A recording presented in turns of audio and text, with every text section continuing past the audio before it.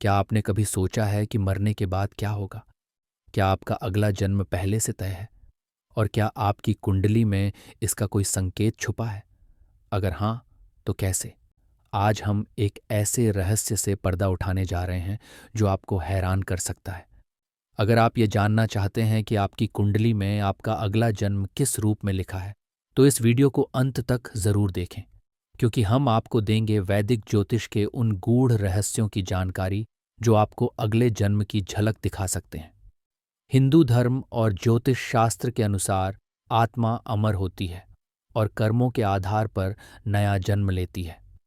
श्रीमद्भगवद गीता में कहा गया है कि जिस तरह हम पुराने कपड़े छोड़कर नए कपड़े पहनते हैं, ठीक उसी तरह आत्मा एक शरीर छोड़कर दूसरा धारण करती है।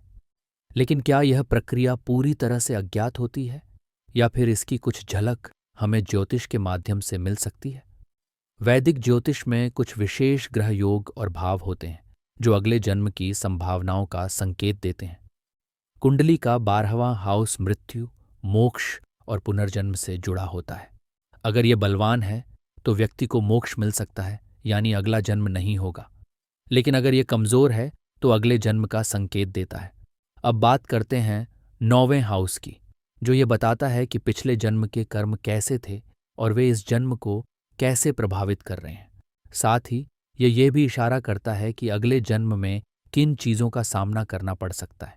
अब जो कुंडली का 5वां हाउस है, ये बताता है कि पिछले जन्म के आपके अच्छे या बुरे कर्म क्या थे और वे इस जन्म में कैसे फल दे रहे हैं।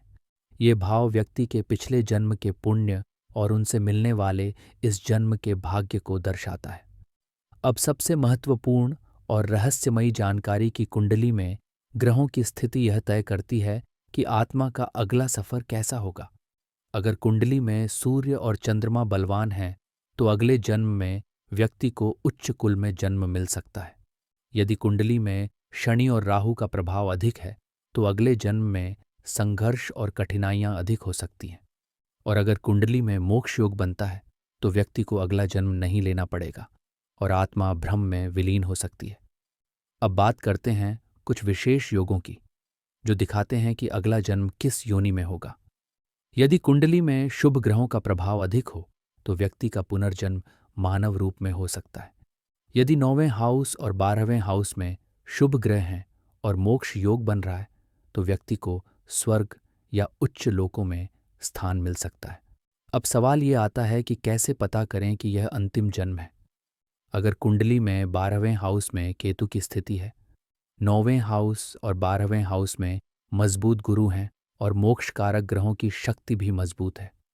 अगर कुंडली में ये संकेत दिख रहे हैं, तो समझ लीजिए कि यह अंतिम जन्म हो सकता है। अगर ये संकेत कुंडली में है, तो व्यक्ति को मोक्ष प्राप्त होने की संभावना रहती है और पुनर्जन्म का चक्र समाप्त हो सकता है। तो दोस्तों, कुंडली में पुनर्जन्म के रहस्य छुपे हो सकते हैं, लेकिन उन्हें समझने के लिए गहरी ज्योतिषीय दृष्टि चाहिए। अगर आप जानना चाहते हैं कि आपकी कुंडली में अगला जन्म कैसा लिखा है, तो कमेंट करके बताइए। अगर ये वीडियो आपको पसंद आया हो तो लाइक, शेयर और सब्सक्राइब ज़रूर करें और बेल आइकॉन दबाएं ताकि आपको हमारी न्यू वीडियो की नोटिफिकेशन मिलती रहे।